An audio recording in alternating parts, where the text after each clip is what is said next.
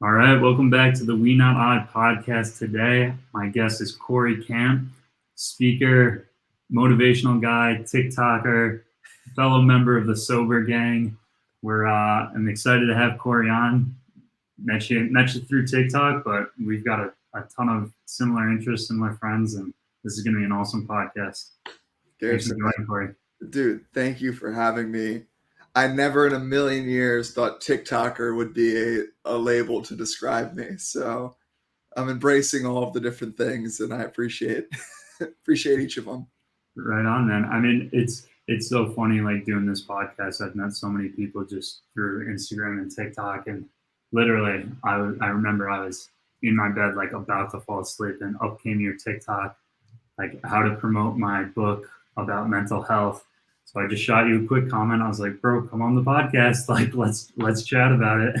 And sure enough, next morning we're going back and forth scheduling. So it's Dude, a it's crazy world. I always tell people social media is this like phenomenal tool and resource if you allow it to be social and if you actually embrace the social element of it.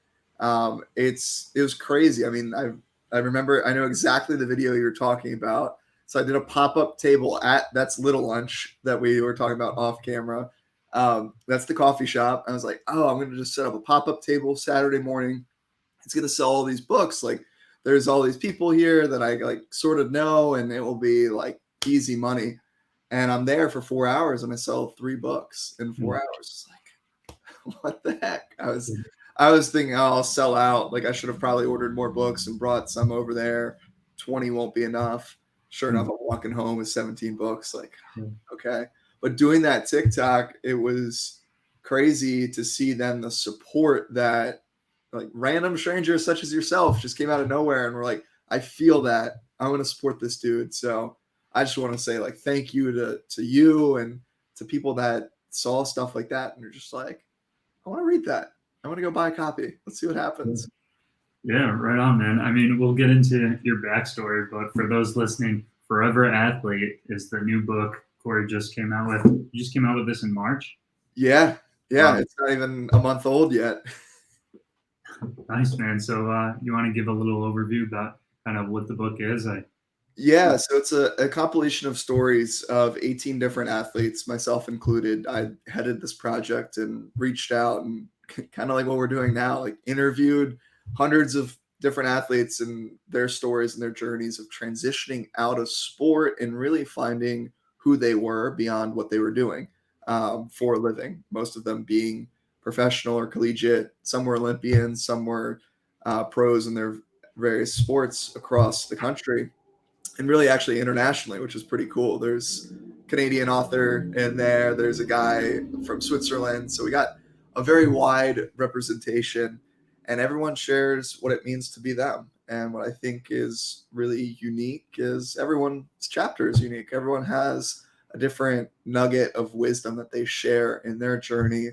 And the whole goal was to really empower the reader to live out their own story and be inspired by others and realize there's no one correct way to be you.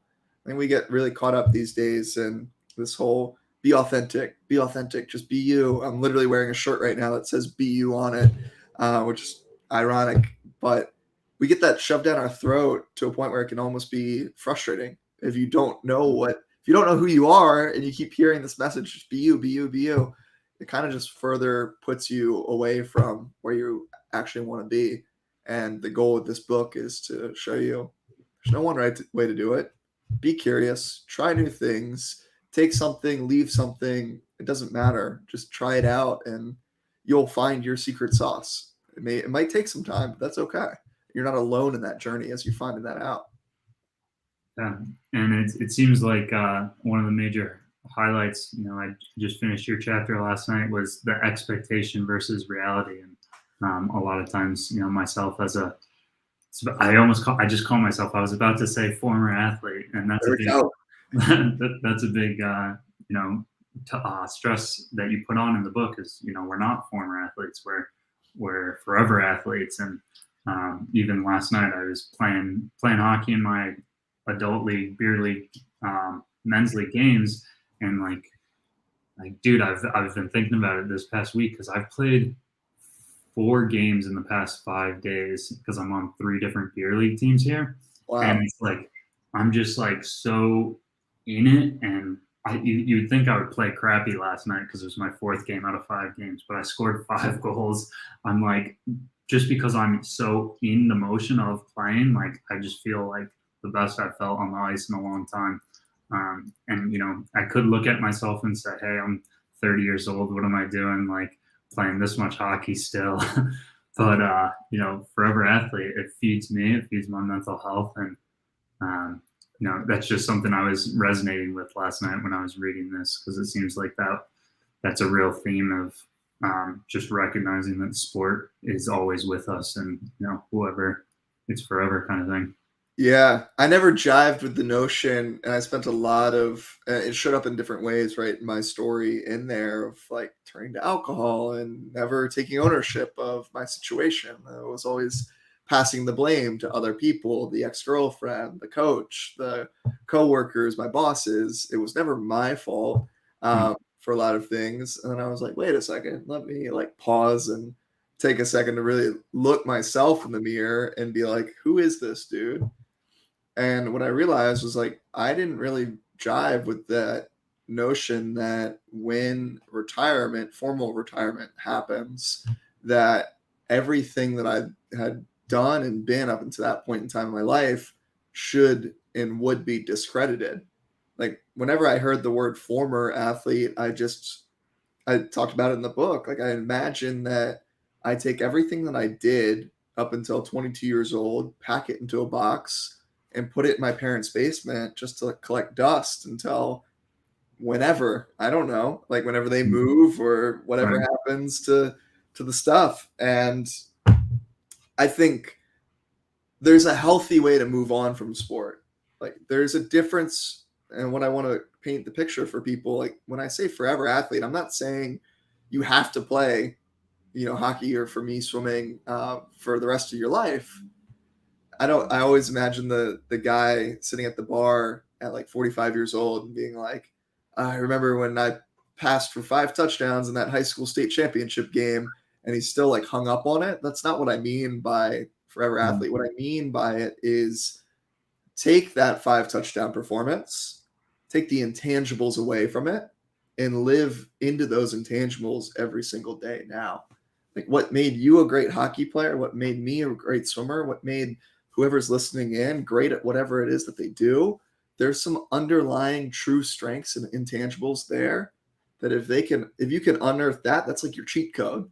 You just plug and play that into whatever you're doing. It could be sitting down recording a podcast, it can be writing a book, it could be going for a walk. I don't care.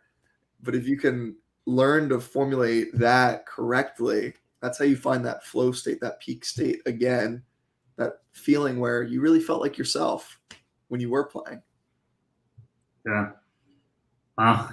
Yeah. So that's you know, you've got all these. You said 19 other athletes in the book, and Yeah, yeah, I'm excited to dive into their stories as well. I, I can't wait to hear your feedback as you go along. What I've heard so far from people, I think my favorite piece of feedback so far was from someone who was like, I don't typically read books cover to cover.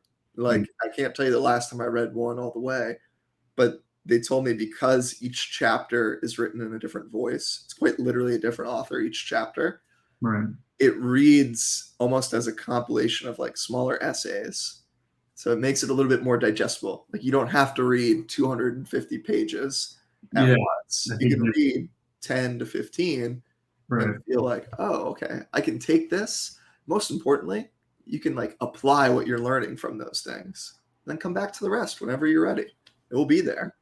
Yeah, it's nice. I read your whole chapter in one night, and I normally like it's yeah, more intimidating for me to read a whole book rather than just 15-page chapter. It's more bite size, digestible. Appreciate it, man. It was very intentional Yeah. with that design because Yeah. Right on. I I know I know the audience of especially a lot of athletes. We don't tend to be like avid readers that are going to read a really long project. So to make it relatable, and hopefully when people are reading it, like time flies by and they're like, oh shoot, I can't believe I finished that whole chapter. It's been 20 minutes. That Yeah. was really fast. Nice, man. Well, you touched on kind of like you painted this picture of your expectation versus reality and your first sales job, getting out of school and kind of going from this award-winning national level college swimmer to not what you thought you were gonna be like at your first year out of school. And I don't want to assume, but I would, this podcast is about mental health, and it sounded like from what I understood from the book that you might not have been in the most positive self-talk mindset at that time. Do you want to just take us back from kind of that moment and how you got forward to your coaching with swimming and to what you're doing now? Yeah, man. Definitely was not a positive headspace. I think to peel it back even further, I started going to therapy my junior year. It's funny, I had this discussion earlier with someone, but I didn't tell anyone about it. Like, I didn't tell my parents about it. I didn't tell coaches, let alone teammates. Like, You no didn't tell way. your parents either? No, Um, I was very much a closeted therapy goer.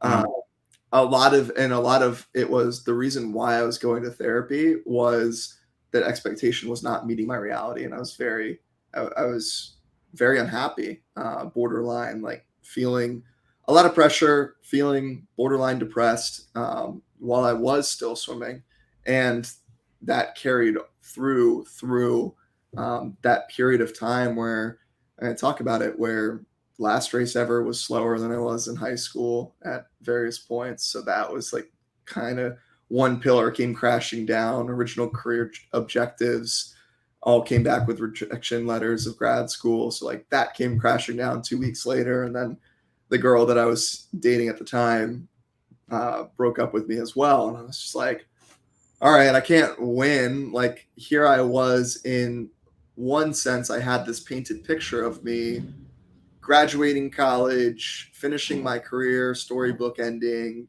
best performance ever.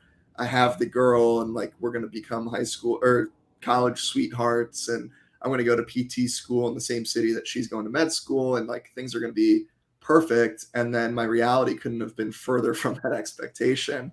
And that just sent me through like this really dark spiral. It sent me through learning to try to cope with alcohol instead of, again, I didn't feel like I could talk to teammates and a lot of my friends at that time because I had this unrealistic expectation of perfectionism in me. Like I had always been the person since early high school that had it figured out, quote unquote. Like my senior year of high school, I had a half day schedule all year because I was going to an internship for physical therapy um, because that was going to be my post college career path. And I was like, I got to get these hours now. So getting them 4.5 hours or 4.5 years earlier just made sense. You know what I mean? And then the second semester of my high school senior year, I took a half day. I took three classes just to focus on swimming. And to the outside eye, it was just like, oh, Cory's got it figured out. Like he's swimming in college, pre PT, everything is laid out. hmm, And then when that didn't work out, I didn't feel like I could tell people that I didn't have a plan for the first time in my life. yeah. So that kind of sent me into that definitely sent me into a really dark place. That's where the therapy started to come in. But then, to be honest, once therapy was no longer free, when I graduated, I was like, well, Yeah. So I'm not you gonna. were using the Yeah, online. I was like, I'm gonna cope with this myself, and I Mhm, chose to numb it oftentimes with mhm. copious amounts of alcohol at a pregame, just so I could feel up enough to go out. I wasn't going out for the social element; like I was going out to literally forget Um, what was going on during the week because I just didn't love it. yeah. Um, one of the things that I went through when I was like in my isolation and depression and uncertainty with a lot of stuff, is I had this like fear of going out and running into like my friend's mom, like while I'm getting my hair cut. And I would always run into that question, like, what are you up to these days? And Yeah. I took five leaves of absence from college. So I had a very like, unstructured uh, career, college career. And I had a lot of times where I was just kind of socially isolated and trying to figure it out. And I didn't really have any answer for that question. Is that kind of how you felt in those moments with? 1,000%, man. Like, it felt like I was just stabbing myself in the chest and like turning the knife back and forth slowly to verbally say, I don't have a plan right now, or like I'm figuring it out. Yeah. Like I feel that, and yeah, to avoid that at all costs, I would just not face that question.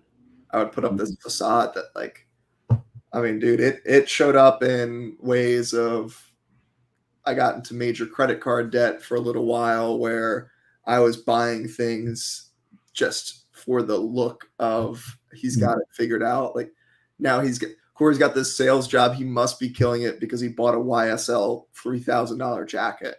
It's like, Wow. I don't know if I can curse on this, but Yeah, you go for it. it's like, what the fuck are you doing, dude? Like you're 23 years old. You don't need a $3,000 leather jacket. Yeah. Like that's absolutely ridiculous.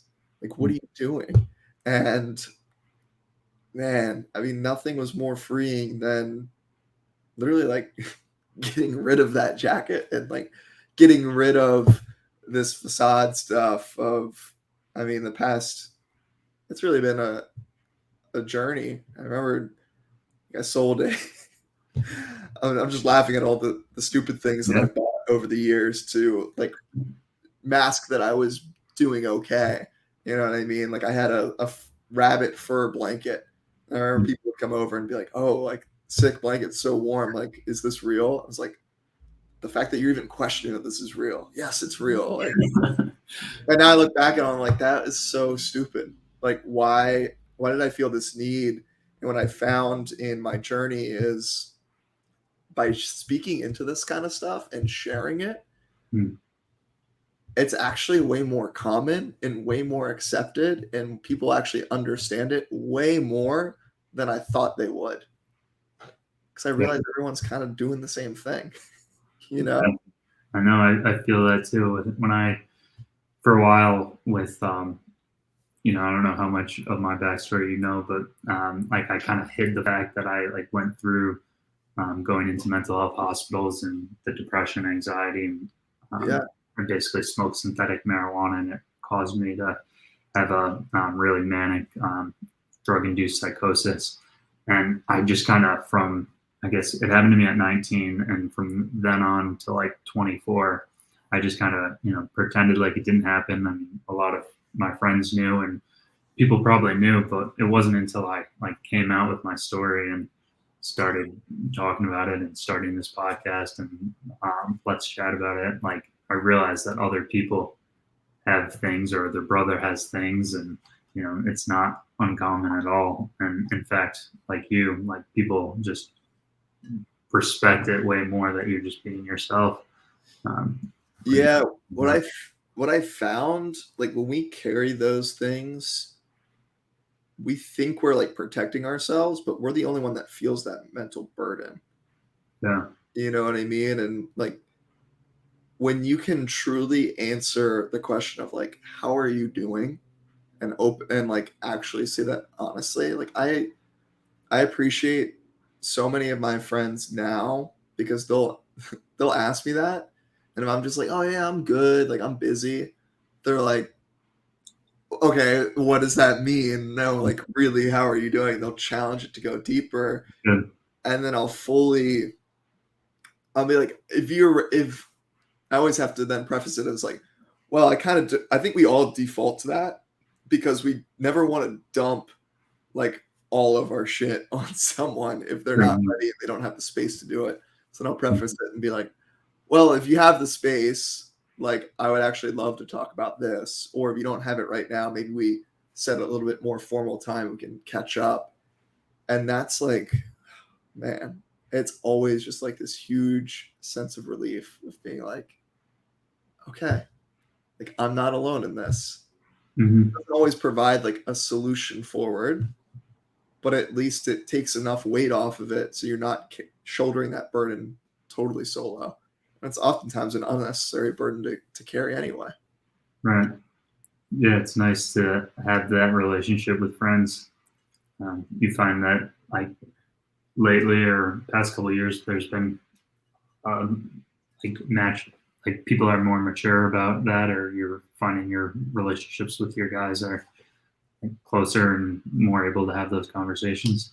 Yeah, 100%. And I think a lot of that has to do collectively the past 2 years, right? That mental health as a whole has kind of become a little bit more sexy and talked about, whereas it wasn't. Mhm. Um, I mean, I was connecting with a girl today who swims at Texas. She was telling me about how in the locker room they're talking about therapy and like what they learned in therapy. I was like, that didn't exist back when you Mhm. and I were playing and competing, right? Like I if know. Yeah. you wouldn't be like, oh yeah, my therapist said this about the way that I'm wired. So like let's learn from that and plan accordingly to it. Well, People would have looked at you and been like, Garrison, you have 7 heads, dude. Like, what are you yeah. doing? Yeah, it's true. I had a similar experience. I just had a girl on who plays for the Minnesota women's college team, and she said that her experience has made these conversations more prevalent in their locker room. And I was like, wow, it's awesome that these conversations are happening. Yeah, I think I'm big on proactive mental health. Hmm. I think what I can speak from my experience. I don't want to speak for you. In my experience, I think a lot of my pain, a lot of credit card debt, a lot of everything would have been prevented if I knew of proactive ways to express myself Yeah, instead of getting to a point where it was like, I need help. I just don't know how to talk. I don't know how to seek it and actually get it. You know yeah, what 100%, man. That's kind of a big portion of what this podcast is and why I wanted to start. We Not I stands for wellness, not illness. So, like, kind of tangible things to let our audience know what they can do to work on their mental health.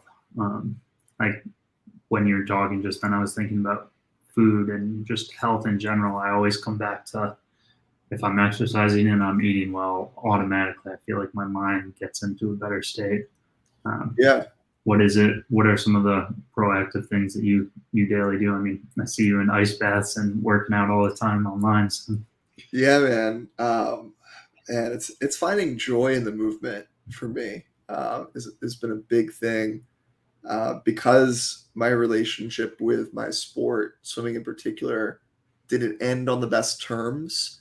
It's been start stop, like almost like falling back in love with an old partner where you're like, oh, I'm really into this again. This could maybe work out, and then 2 weeks go by, and I'm like, I hate swimming. No, no, mm, we're not doing this anymore. So I've been just really big the past few years, just finding love and joy in whatever movement that I try to do. And running has been one of those things that I have found. Open water swimming here and there, weightlifting, hit training. I've honestly been very, very hesitant to pick one thing again because I don't want to box myself in. Like I want to train as a true hybrid athlete where you could hit me up tomorrow and be like, "Yo, do you want to go play hockey?" And I'd be like, "I don't know what I'm doing, but sure, yeah, let's go do it." yeah, And I'm in shape enough where I wouldn't get drastically hurt. yeah, Uh, yeah. I had this experience 2 weeks ago. I went to Park City and skied for the first time ever in my life at 26 years old, and the guys I was with, bless their heart, they were so willing to be patient and coach me through this thing. And I mean, I definitely ate it a lot on the mountain, but That's amazing.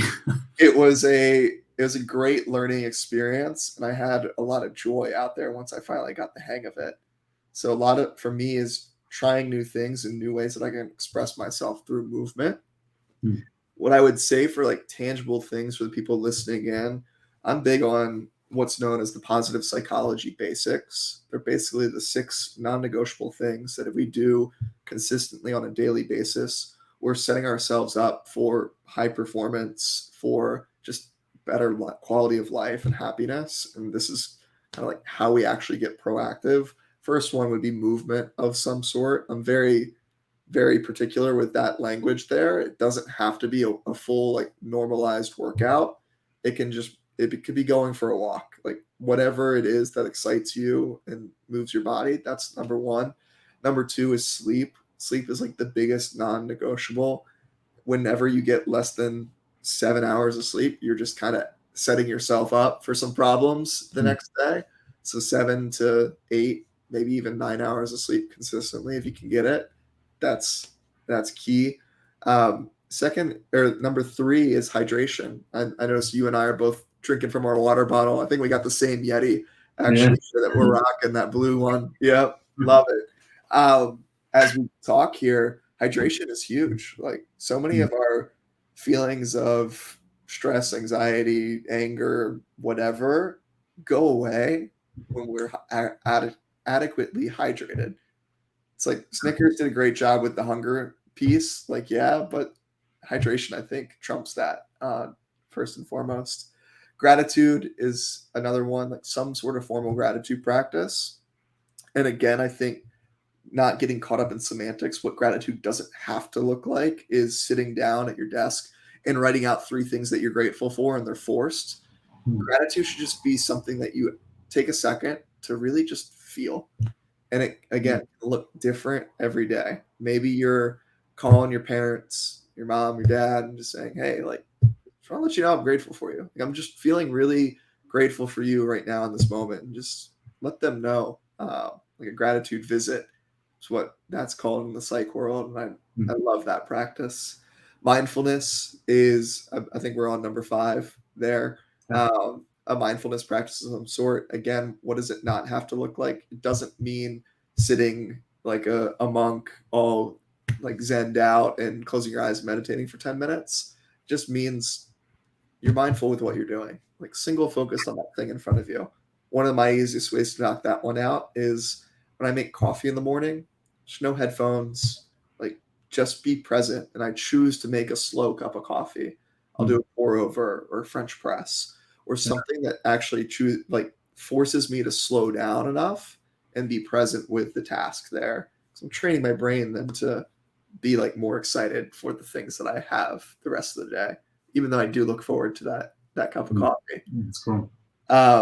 And then last thing is social support, like some sort of social interaction.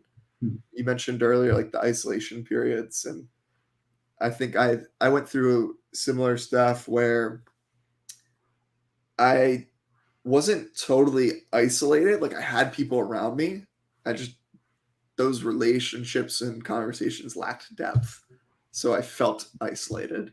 Yeah. And Makes sense. if you can if you can create some depth into your social interaction more than just the like hi, bye, hey, how are you? Good, how are you? Great, thanks. Um, you'll set yourself up for just a much better positive headspace moving forward. And that can be sprinkled in throughout the day. I tell people like look to kill as many birds with one stone as possible when it comes to those 6 basics. Like Hmm. get your sleep, maybe you're really mindful and you express your gratitude practice at the same time. Maybe you choose to do your movement as your mindfulness practice as well, too. Like take a walk without headphones. Boom. You're like tune into the birds around you and the cars and all the sounds. I know Hmm. that was a lot to just like throw at and go on a sort of a tangent, but I wanted to give some Yeah. actual Yeah. takeaways for people too. Yeah. Thank you for that. Um, I resonated with a lot of those. I I did, my friend and I decided we wanted to do like a monthly April challenge. And Mm, we're doing 3 liters of water every day. Get 10-minute meditation, 30-minute exercise every day. Trying to read 30 minutes a day, and I'm doing no coffee. And I'm just doing no coffee because I wanted I wanted something definitely challenging, Yeah. um, and it's going all right so far. I definitely am crushing it with the water. That's been a huge piece too. But yeah, those were all really great. I love Great. it, man. It sounds like a hybrid 75 hard, and I have my own mixed feelings around the 75 Yeah, hard culture and like how all in and all out and strict it is. So I yeah, love how yours.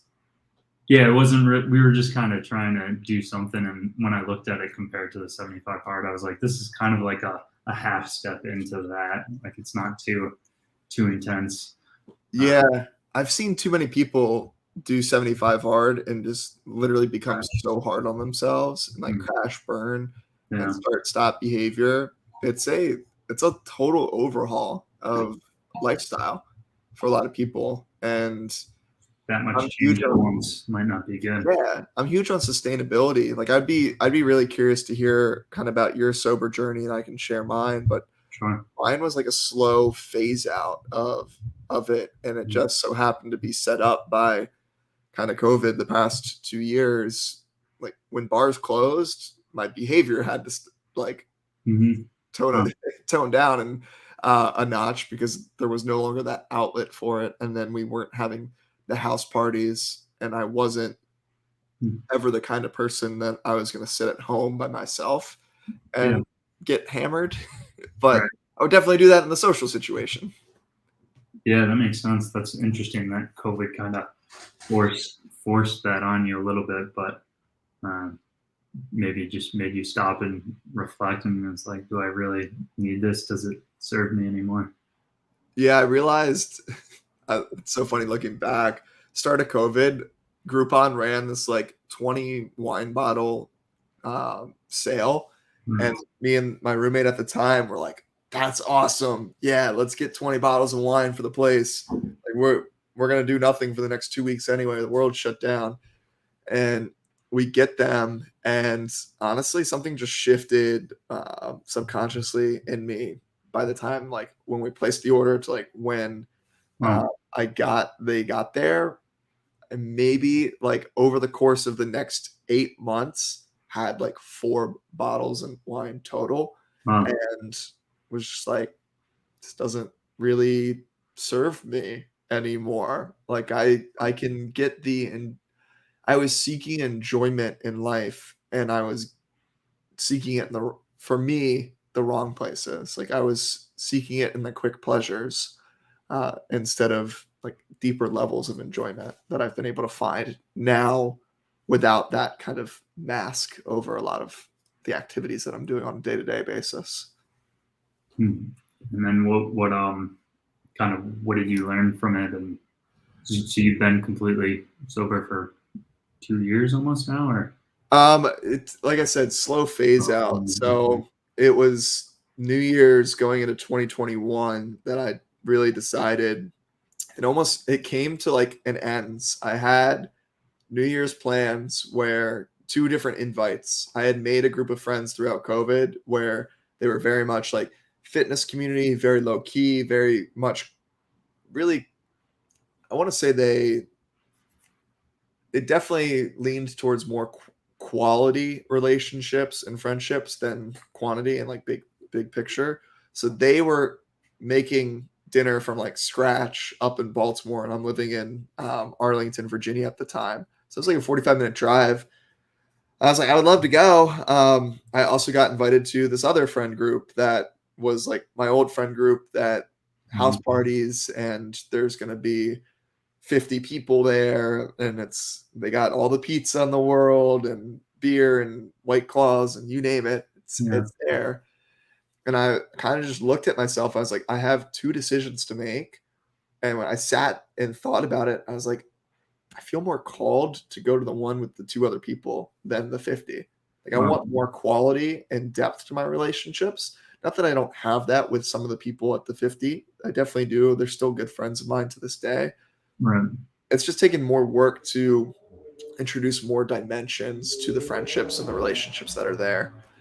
So I did a compromise. I went to the 50-person party, grabbed a slice of pizza, hung out for an hour, didn't drink, and was like, "Hey, I'm actually leaving to go see some other friends. Just so you know, I wanted to I didn't want to totally ghost you guys and be like, I'm Yeah, not a that's part of the cool. friend group, but show face." And went there. I had an old fashioned to ring in the new year. And I was like, I don't even think I need this going in Yeah. to truly celebrate. All I really needed was two really good people around me. And I found more enjoyment in their company than I was finding in ringing in the new year blackout drunk. So that Yeah. kind of started it, man. It's now we're over a year and 4-ish months, year and three. I don't know. Congrats. Thanks, Yeah. dude. What about you? What was kind of that journey for you? So I mean, a lot of it was recognizing that alcohol and marijuana specifically just didn't really mix well with my mental health, and pretty much recognizing, yeah, that I'm way more mentally here, and in order to level up and be it was pretty much right as I was graduating college finally. Yeah. 7 years. I had just met my current girlfriend, who I've been with for 4 years since then. So it's kind of like, I've heard this in addiction before. It's like you're not really ready to give something up until you have something better for it. Mhm. That makes sense. So it was also somewhat of like a fade out where I was 25 and graduating, and I had started talking more about my mental health, and I had started Let's Chat about it, and was pitching at business competitions, but I was still drinking and even still smoking a little bit, and um, I had this like weird disconnect within myself, kind of, that I was here talking about my experience and how um, my depression and isolation and synthetic marijuana really spun me into all this. And I deep down knew that, by continuing to smoke weed and drink, it was just, even if I was getting away with it at sometimes, like, it just wasn't good for my mental health. Yeah, so it was February 27th, 2018. I was at Wayne Gretzky's restaurant in Toronto. I was up in Toronto for a business conference with my brother, and I just had a beer with my burger at Wayne Gretzky's restaurant. And then the next day, um, met Gary Vaynerchuk and was just talking to this other kid, random guy I just met, nice kid, and he was like, "Yeah, I'm sober for a year. I've gotten so much more done in my business than like ever before." And he didn't drink that night, and I didn't either. And I was just kind of like, "This is it." Like, I'm ready to stop, and didn't know if it was going to be forever, but as, Yeah. as time's gone on, I just continually feel better physically. I'm faster on the ice. I'm better in pretty much every single aspect of my life. So it's been 4 years now. Yeah, man. Well, dude, congrats. And I'm inspired by your journey as well. I think it's really cool. I didn't even really kind of realize it, but in a lot of ways, I think subconsciously, why I also leaned into going sober route is in starting Forever Athlete and everything that I'm doing there. When you become self-employed and an entrepreneur and all of this fun stuff, it's sexy to some extent, but it's a lot of freaking hard work behind the scenes, as you know. And I don't know, I didn't want to leave it. I want to give this an honest go. I didn't want to leave Yeah. anything out there left to chance. And I viewed every Saturday that I wake up feeling like trash is leaving something on the table. You know what I mean? I could still I was the king of going out really late and then rising super early and still knocking out my workout, or even worse, I had instances where think about it, I don't work there anymore, so I can talk about it. I would be out until like 3 in the morning, and then be teaching a boot camp class at like 5:30, 6 a.m. Getting like an hour maybe of sleep, going in, and then like yelling at people, be like, yeah, let's go, like push harder. And I'm like, I'm still hungover, or I'm not even hungover, like I'm still drunk from this, and I could push through that, and then I would just crash by like 10 a.m. and be non-functional for like a few hours, and then like wake up again and like go back and teach again in the afternoon. I was like, all right, this has got to like chill, because by the time my social battery is like actually recharged, I'm just draining it with activities that aren't serving the highest goal, which is now like moving this thing forward. Like Forever Athlete doesn't exist, unfortunately, without me right now. Eventually it will. Like eventually it will be this thing that is its life of its own, and I can step away. That's the ultimate goal, because it is bigger than me. But at the moment, like the message doesn't get spread if I'm not posting consistently, if I'm not showing up and actually being present when I'm speaking with people like yourself. Yeah. It just gets diluted if I'm kind of like half-ass going through the motions. So I think you made a aha, like light bulb moment go off for me there. Good. Yeah, I'm glad. That was, wonderful advice what you just said yourself. Because I relate to that with this as well. It's like if you're not showing up, then it's not doing it. It's doing a disservice to yourself and the people that are listening.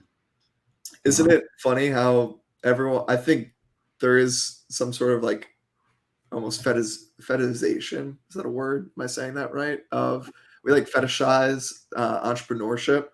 Right. And when I tell people, all my friends, I'm like, look, you can take PTO. Like that's awesome. I have to take time off. There's no paid, like there's no PE for the time off that I take. So it's prioritizing time off to make sure I'm actually taking care of myself and my mental health, and making sure that I am okay, and like getting okay with that, I think is another challenge of being in this space, right? Like the Gary V's, they're fantastic. It can be exhausting when you hear his advice all the time, like 3 times a day on TikTok. Like you got to be going hard. You got to be going hard. Yeah. Like, all right, Gary, I got you. Yeah. How do I do that?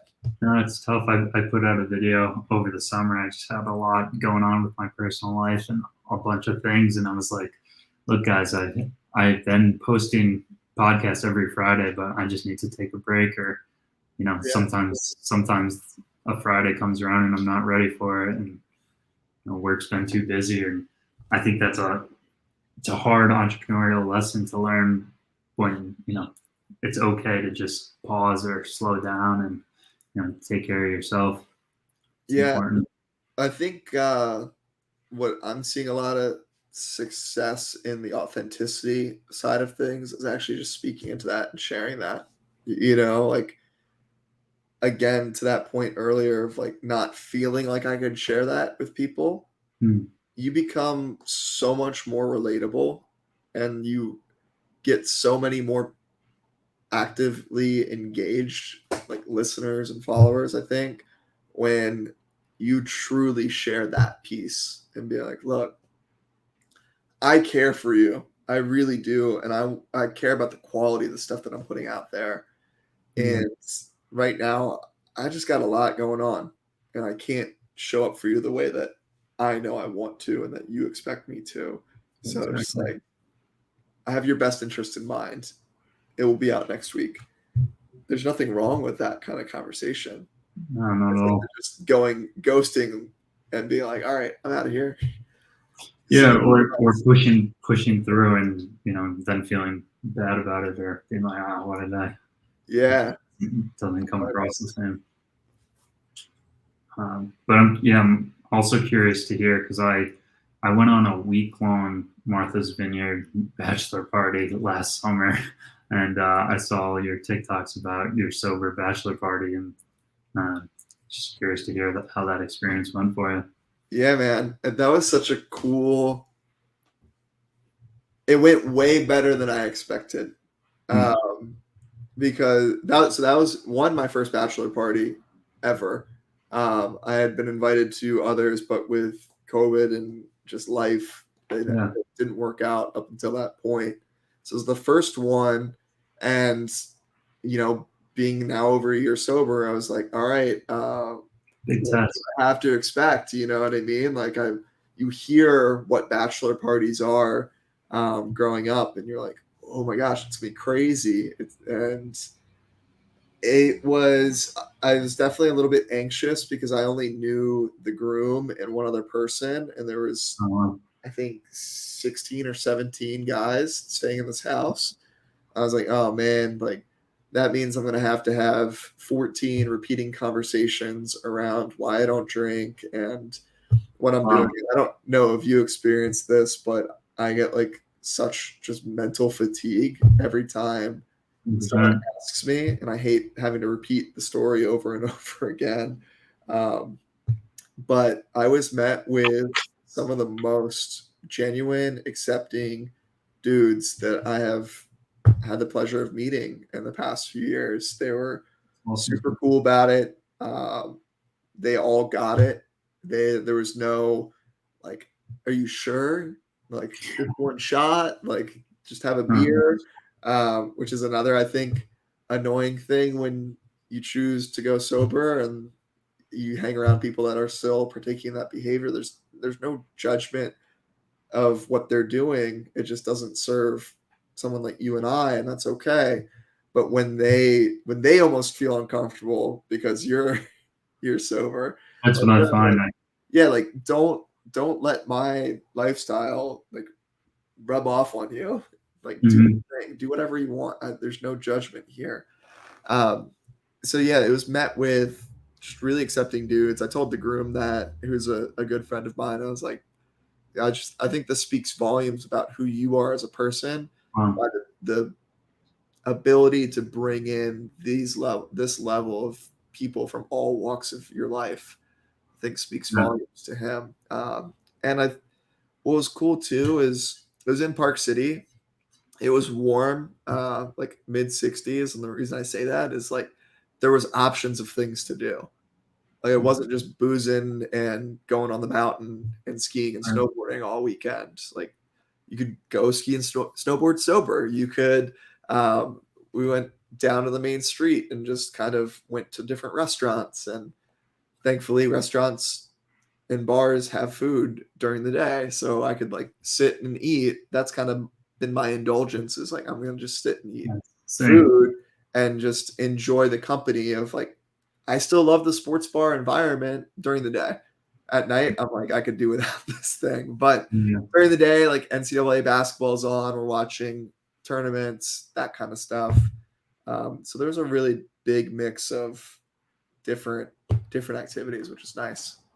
Yeah. I like that about like the high level people. Like I feel like real friends and real people um, just get it. And Yeah, from my experience, it's the guy that's already like 8 shots deep in the first hour, and he himself has a drinking problem or is uncomfortable with his relationship with alcohol, that he needs to say why are you sober, like, and it's just like I totally relate to yeah. the mental fatigue. It's like, dude, like I just met you guys. I'm not gonna like share my entire story like right now. It's like I just am, bro. Yeah, Uh, you're not gonna dump all of it. yeah, It is heavy at times, you it's know? not a short story.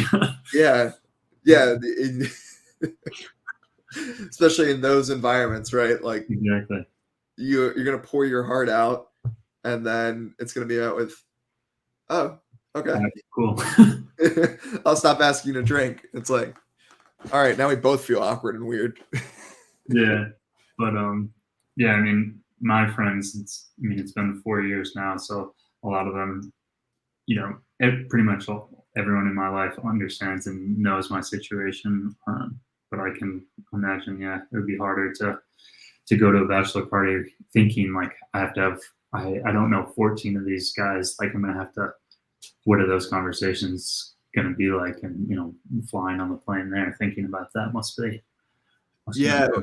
what was super cool, I made the decision, to make TikToks around the experience as you saw, Yeah, and great. I'd asked the group, I was like, "Is it cool if I do this? Like, do you think anyone will care?" And he's like, "No, no, no, like, these people are good people, they'll be cool." So I made some, and I had some guys in the group come up to me, and they were like, "Dude, like, I had 5 friends send me your TikTok today, like, this is so weird." They were Oh, like, uh I showed up on their friends For You page, and they were like, "This is that's so cool, man. Like, I love what you're doing, and, like, if there's you're owning it, you yeah, know? they're like, "If there's anything we can do to, like, make you feel included in the setting, like, let us know."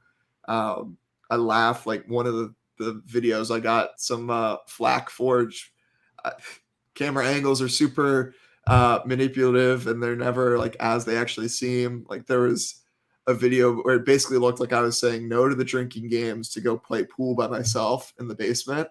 And it Uh, was like, no, there was a group of guys down in the basement with me playing pool. Just the 3 seconds that I chose to clip into the video is just me shooting gotcha. pool.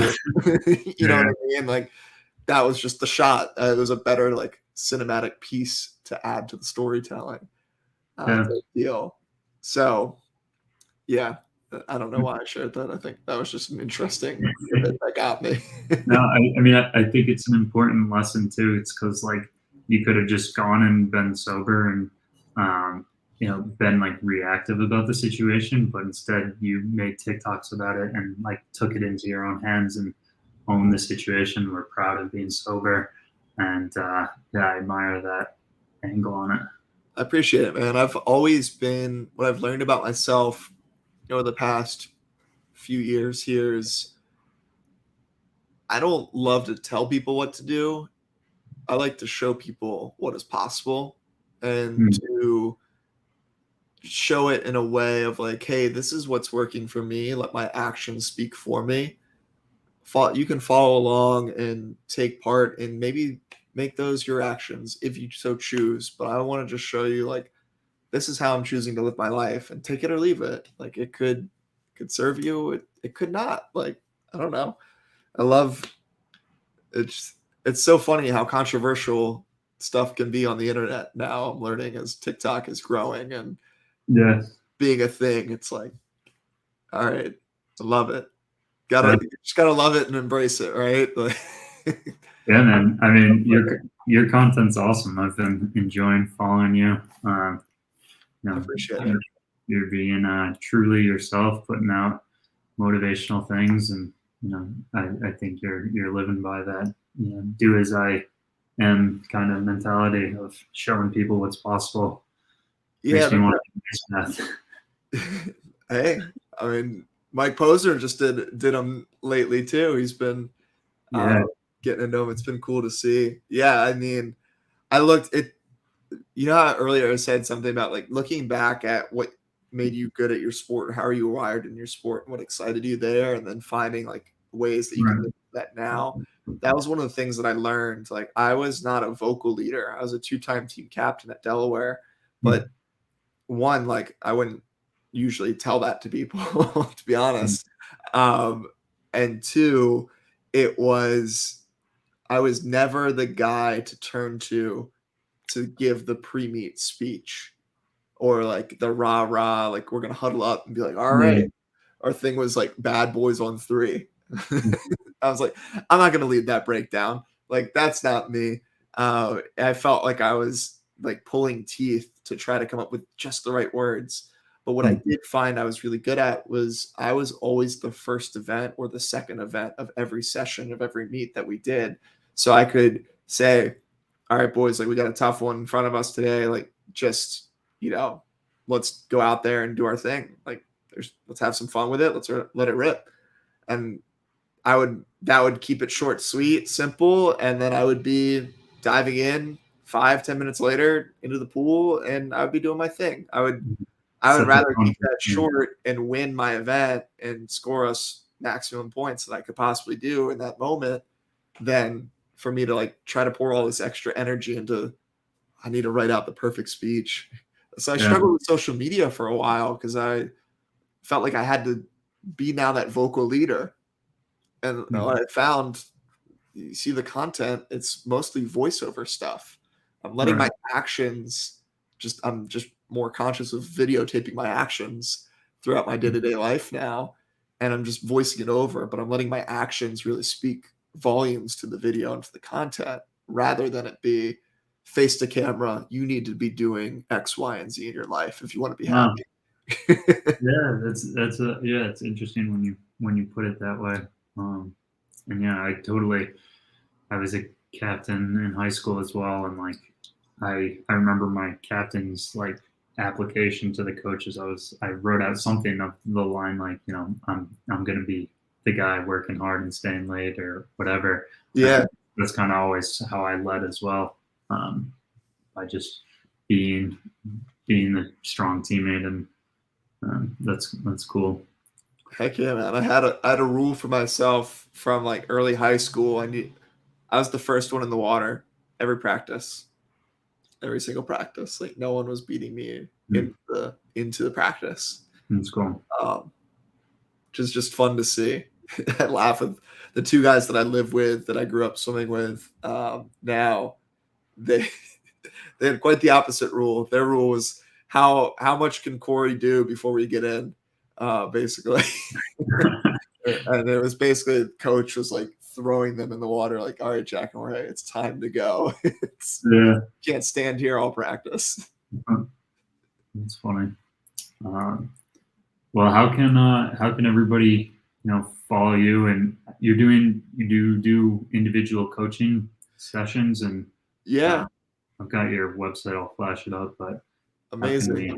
That's the easiest way is foreverathletela.com. It's got the community, it's got everything related to Forever Athlete, the coaching that I do a lot of one-on-one, individualized, we call it life optimization, life performance. It's a holistic look at where you fall kind of in mental health, physical health, and spiritual health, and helping you streamline and optimize and eliminate some stuff and start new habits.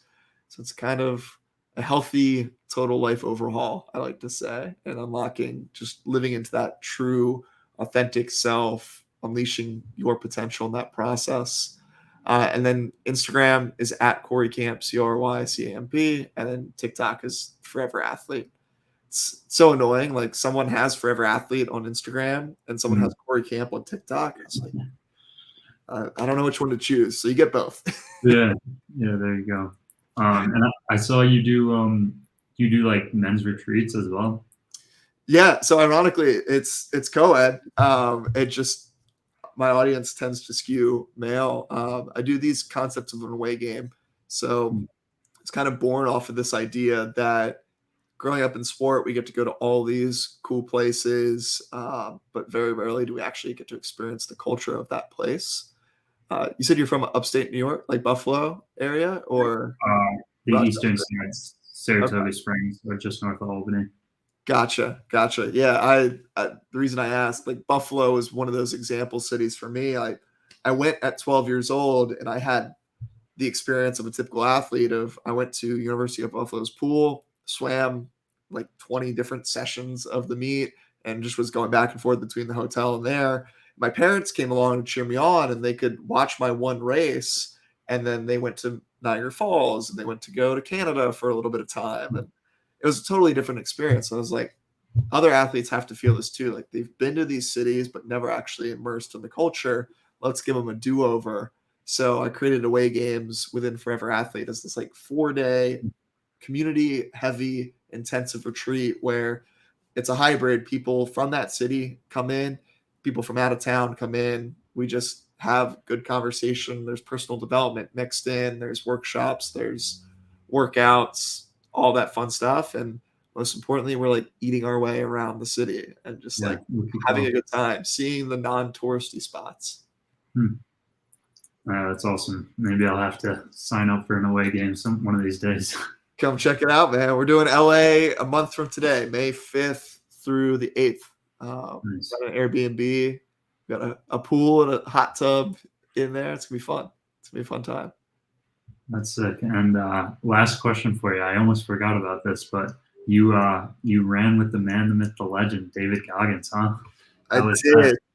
did, dude. That was incredible, and he is what I hope to give people as far as an experience when you see stuff online and when you get me real in real life. I want them to be one and the same, and he's very much that, and almost even more so of a man, of a human in person. I was blown away by this.